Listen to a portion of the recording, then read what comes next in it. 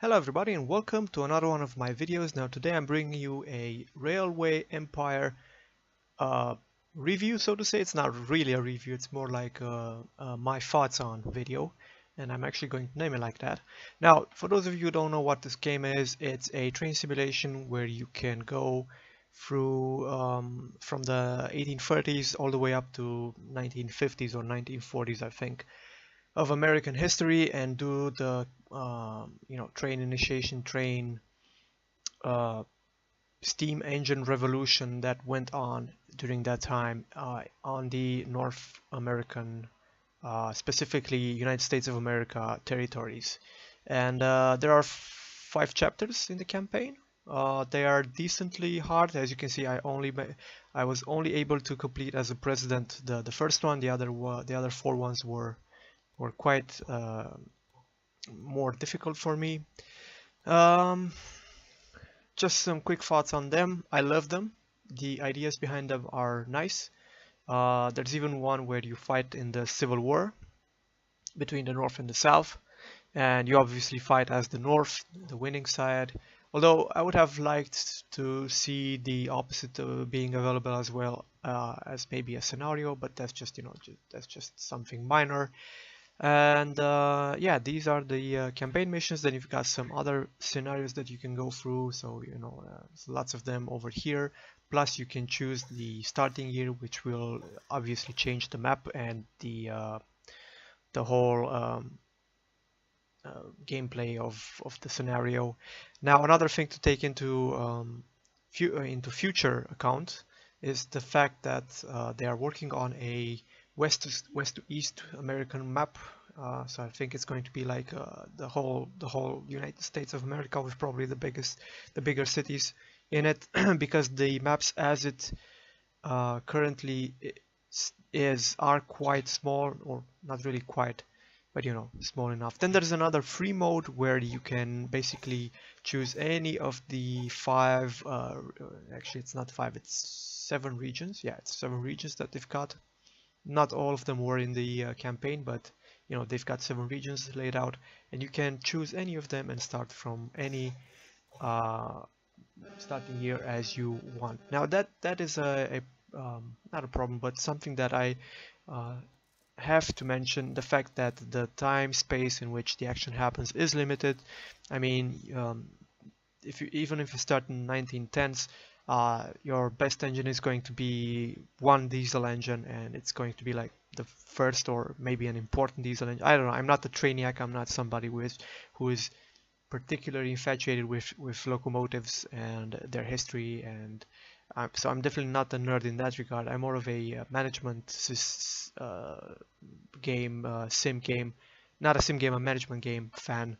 And yeah, you should actually look forward to it, to me um, talking about this game from that point of view, and not from the point of view of a trainiac or somebody who is in love with trains. So that's the free mode, and then there is also the sandbox mode, in which you can just basically test everything you want. There are, money is not an issue, and there are no competitors, and let's just go ahead and get in it so that you guys can see what the sandbox is. This is basically just you playing for whatever reasons. You can lay down any tracks. You have unlimited cash, no competitors, and no tasks to Yeah, and complete. all the engines, right? So you can start off with the diesel engine, because I did mention that this diesel engine is the most advanced locomotive that you can get in the game.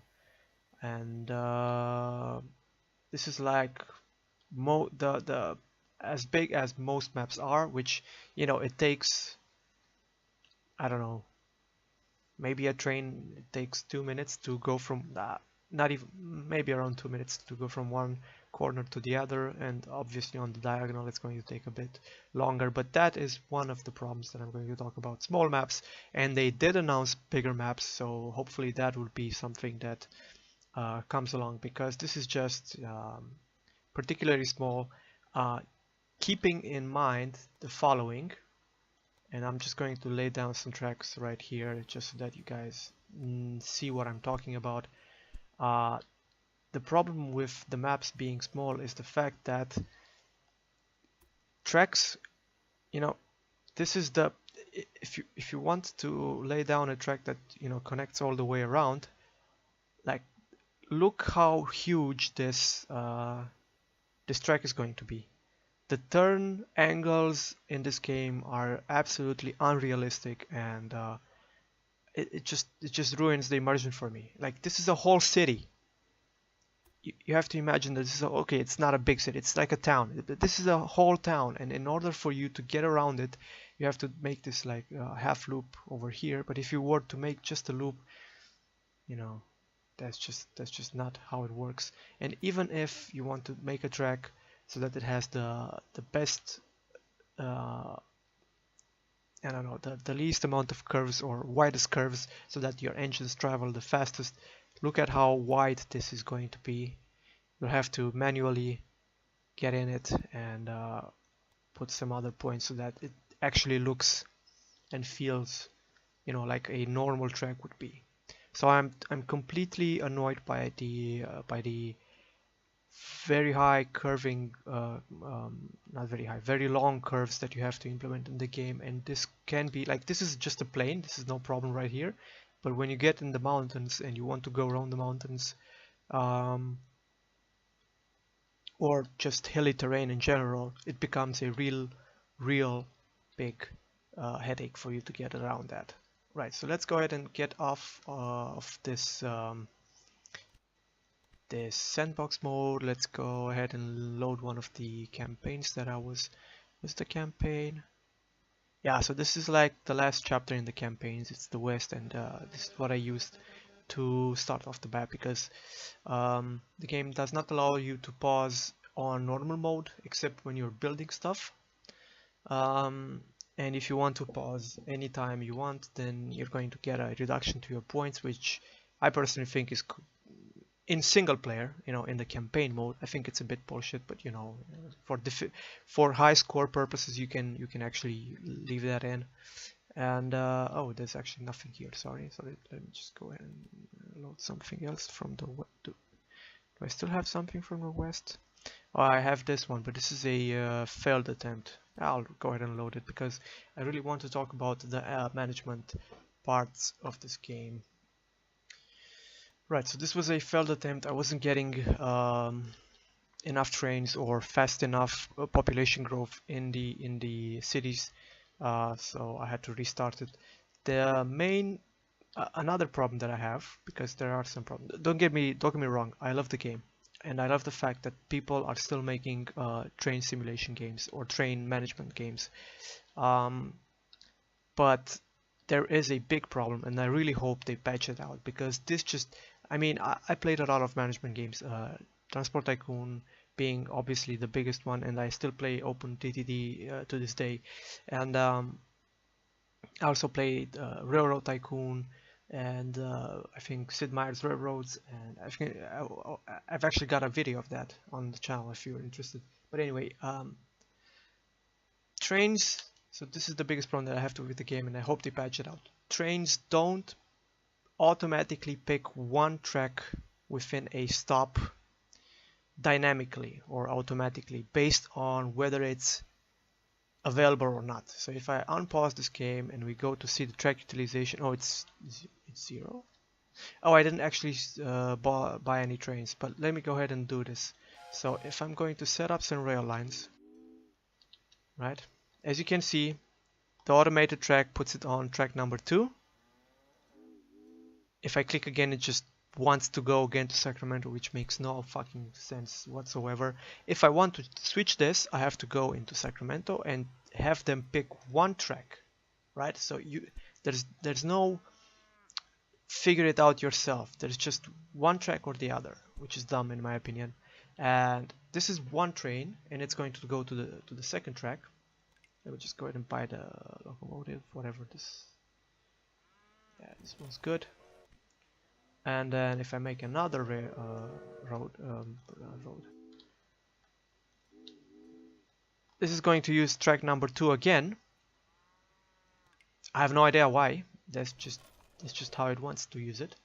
If I buy another train and I say I want to go from Reading to Los Angeles, it is going to once again use track number 2 automatically, unless you change it, unless you switch it up. Now the problem with switching it up, especially if you're playing online or so this track is going to have 69% utilization and this track is going to be at 0, right? So nobody ever is going to use track number 1, although there are switches in the middle and you can basically just choose whatever you want, right? And in order for you to change that, as I said before, you have to go and manually select one track and just do that for, I don't know, if you get in bigger scenarios to 30 or 40 trains and you forgot to do that at the beginning, or if you just didn't know it, like I didn't, because I went through actually yeah, I went through the first 4 campaign missions without knowing this, and that's why I was experimenting with these loops and stuff to make the trains go, you know, so that I have less problems. This is just bull. I mean, it's completely unnecessary micromanagement that I don't want to have to worry about. If there's space in a train station and you can switch to the other tracks, the train should just do it automatically. There should be no, this shouldn't even be a discussion. I mean, Transport Tycoon, which is a very old game, was doing this from the very start, from the very beginning, when it came to trains, right? So that's the biggest problem that I have. Building track is one of the second biggest problems that I have, because also look at this loop. This is just crazy. Trains can turn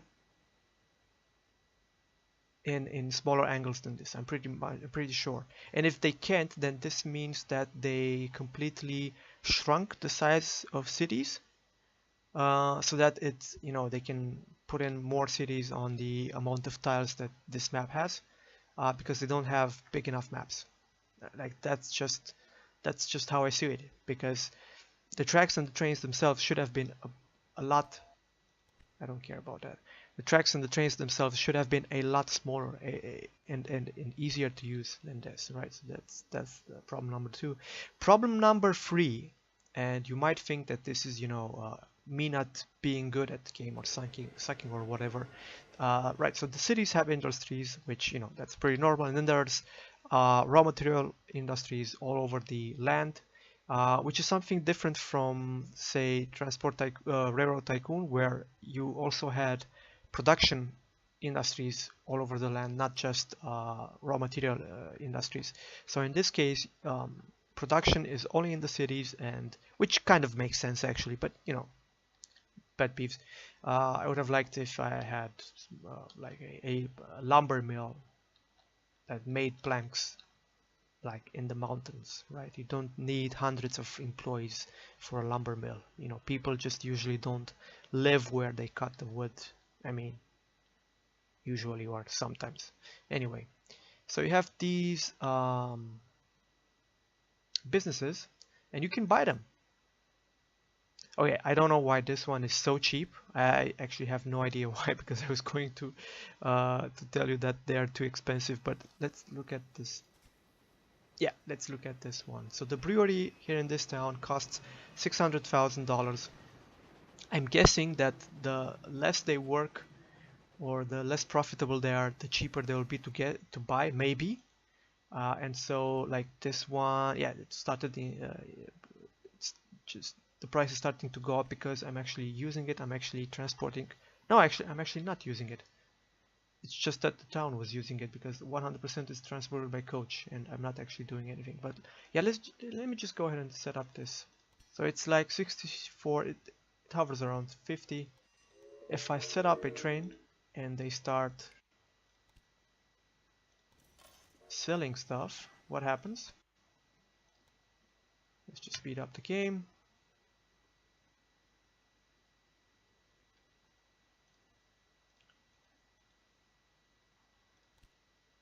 $47.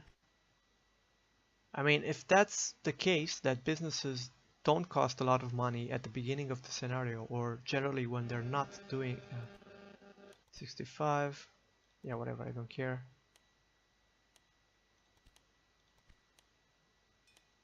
let's see the price after a month, because usually in some scenarios these businesses are just way too expensive.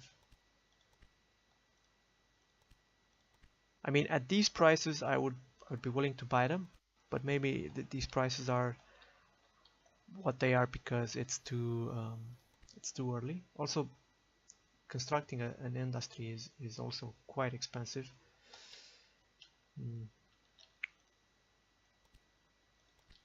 Right, so it doesn't seem to be working. It doesn't seem to be as it was before.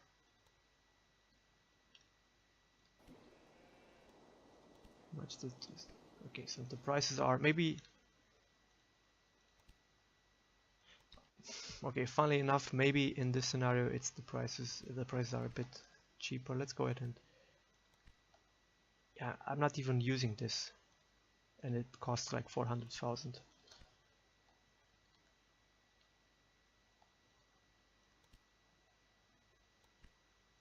Right, doesn't matter right now. I'm not going to get into it because I want to show you guys. I think it was maybe this one.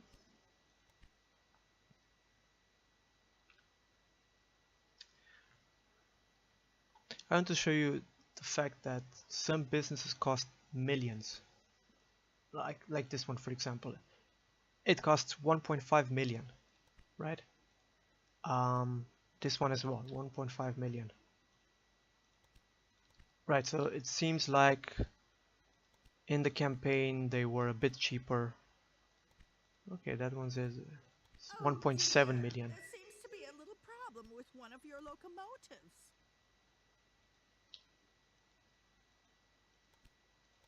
So the prices fluctuate enormously. 1.8 million and 270. Okay, I mean, what's that all about? And then the industries in the towns also cost a bit more. Yeah, in this scenario. But this is like crazy. Like, no way are you going to make your money back unless you play like 50 years maybe from this industry by buying it, right? And if I want to buy this one, yeah, this one's cheap. So there's no indication of why some are cheap and why some are not cheap.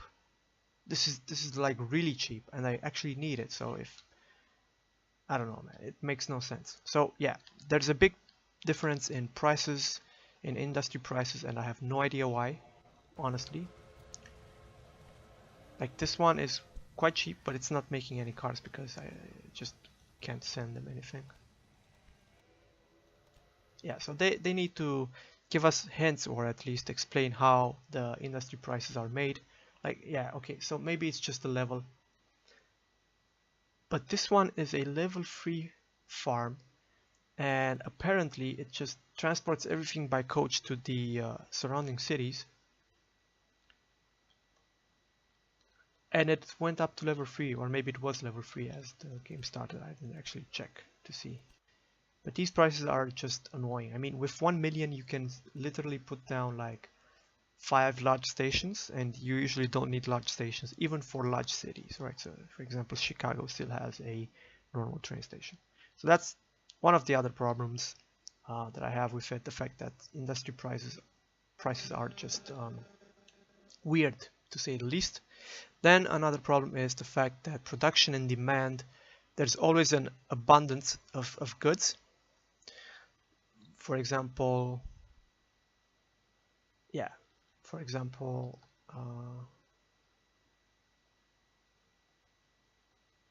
in the crane example, you've got 33.5 total on the map production, not stored, and only 22.5 demand.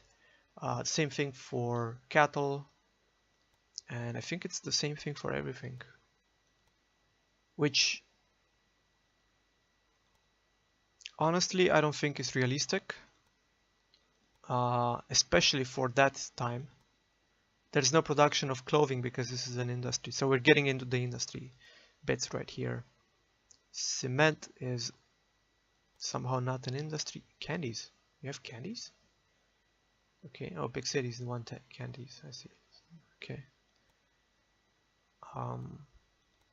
So honestly, this defies market economics and probably the times, because I mean the economic boom came with the Steam engine and not before it, and you know they definitely didn't have enough raw materials or stuff. Toys, people, okay, never got to play with toys. Yeah, so obviously automobiles are wanted, but you know they can't be produced right now. But yeah, that's so this is another thing that I have, a problem that I have, is the fact that there's an abundance of things, of stuff. There's more mail than passengers, which is that realistic? I didn't check, but it doesn't sound realistic to me. Yeah, and these are just, you know, small things that they could maybe tweak around a bit. And except for that, the game looks pretty amazing. Although that's not actually very important to me personally. As I said, I'm not a big sim fan, I'm a management fan.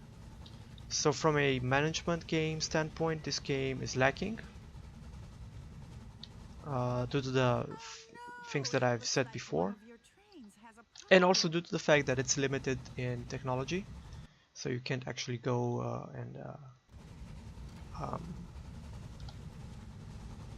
okay, that actually looks good. I'm not going to give it shit. No, it actually looks good given the fact that it's a, you know, it's a train simulation game.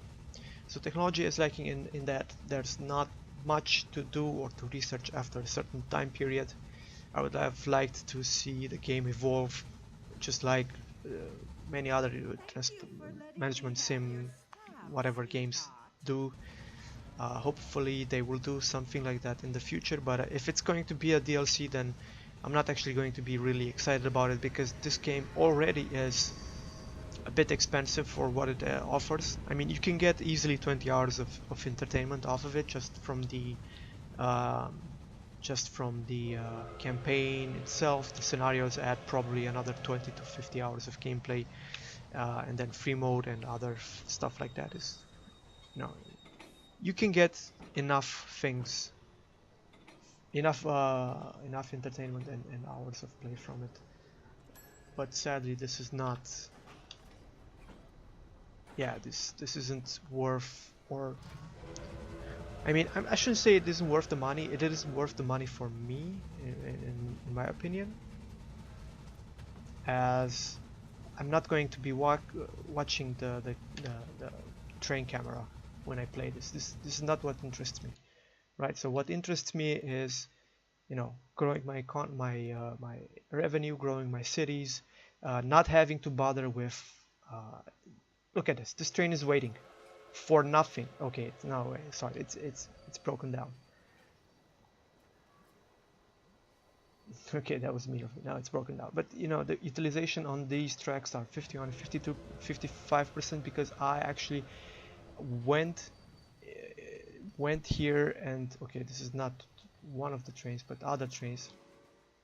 I actually had to go in and tell the trains, okay, so this one is waiting, this one is waiting, because they both want to go on track 1, right? This is just, it's not fun. It's annoying. Yeah, so the game has potential. I love it. They have to patch some things around, bring out bigger maps, and expand the timeline maybe, and definitely fix the tracking problem with train stations. And not only if you have a warehouse which is used to just, you know, store goods in it, that's also a problem. It's the same problem over there as well. So any track actually, even if I built a loop, let's say that one of these trains isn't actually going to Indianapolis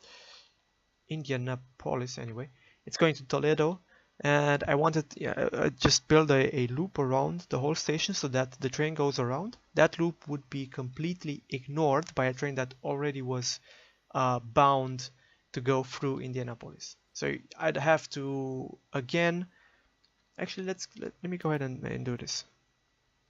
It's not going to take that long. And also, look at how big these loops have to be. Fucking ridiculous. Let me go ahead and put that down so that they can use it. Right.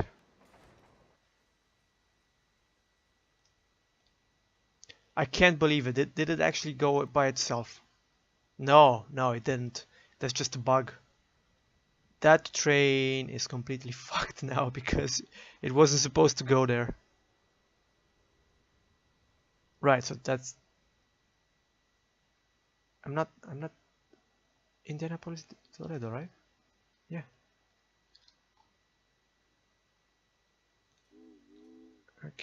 Okay, so this one, right? So this is the new track that goes around it. This train actually does stop in Indianapolis. Where's waypoint 1? Toledo, Indianapolis. What? So that's a bug. Oh dear. There seems to Indianapolis, be a little problem Chicago. with one of your locomotives. Toledo, Chicago. Okay, Toledo, Chicago. So this is the route that it's taking, even after I made a new track around, and I'd have to, yeah, click the waypoint. And in this case, it actually, oh, just because of the order in which waypoint 1 came, it actually said that you should go there. But if I have to put it all the way there, and then I have to make another waypoint, and now it's going to go around, right? So I have to manually tell it, you dumbass, go around in Indianapolis. So these are just problems that I think should be considered by the development team. And except for these things, and I know that they've mostly been negative, I actually like the game. But at the state and point that it is right now, I think it's too expensive, to be honest. I mean, I don't care about nice graphics, and I don't care having these people animated in the city. It's just not worth it. I just want a good management game, and sadly this isn't exactly it. But yeah, anyway, thanks for watching and listening, and hopefully I'll see you guys next time. Goodbye.